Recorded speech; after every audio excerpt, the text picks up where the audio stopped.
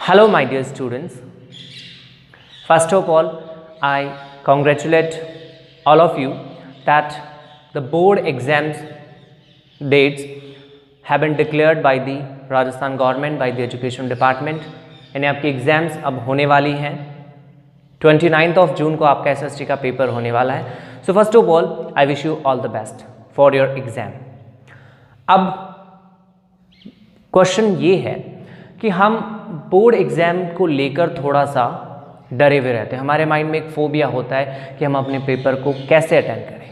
तो most of the students अभी घर बैठे हैं due to the lockdown, corona virus. तो आप लोगों को आपके सामने आकर मैं इंस्पायर नहीं कर सकता, मोटिवेट नहीं कर सकता, इसलिए मैंने सोचा कि मैं इस वीडियो के थ्रू आपसे कनेक्ट होने की कोशिश करूं।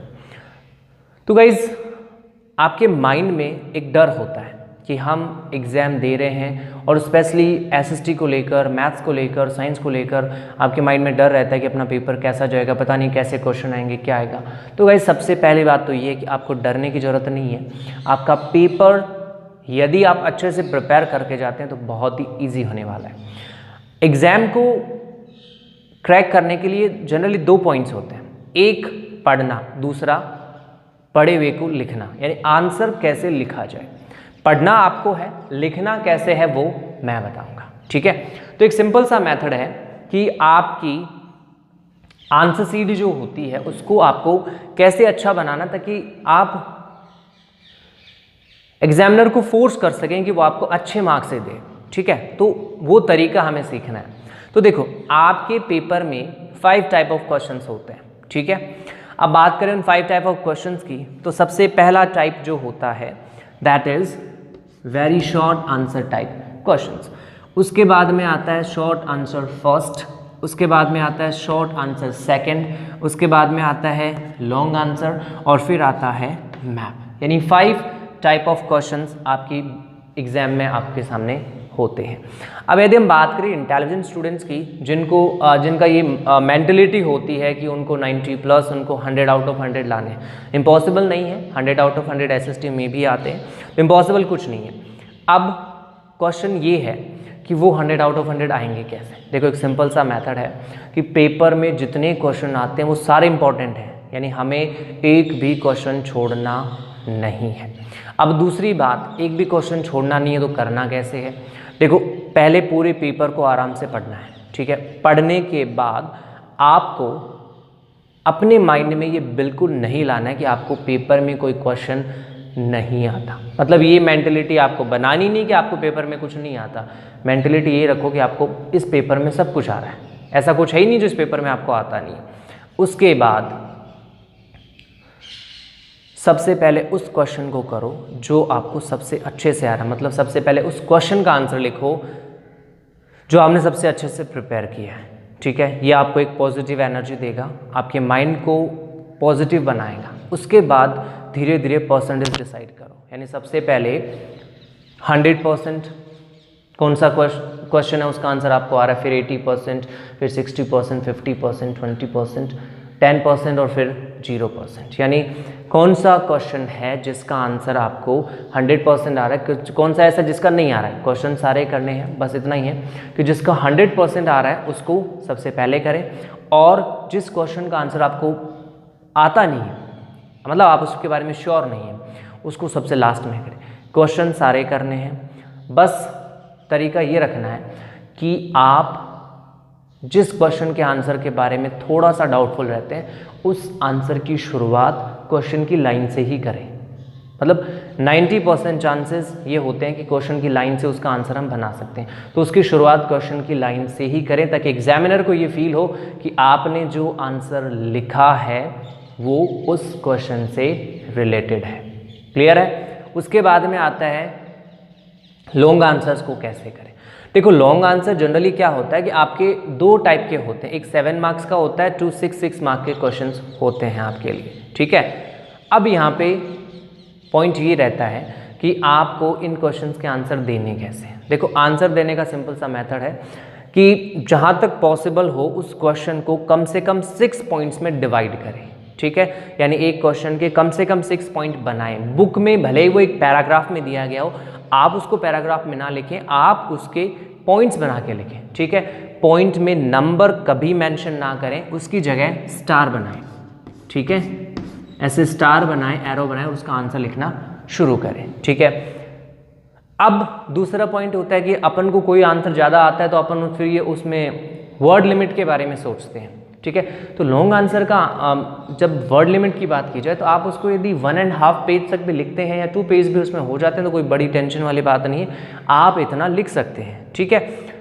एक पॉइंट कंप्लीट होने के बाद इस पॉइंट की जो लास्ट लाइन है, यानी लास्ट में आपने जैसे मान लो यहाँ तक लिखा है तो फिर ये बीच वाली एक लाइन छोड़ दें, ठीक है। यहाँ से लिखना शुरू करें, उसके बाद आगे वाले पॉइंट में भी सेम मेथड अप्लाई करें, ठीक है।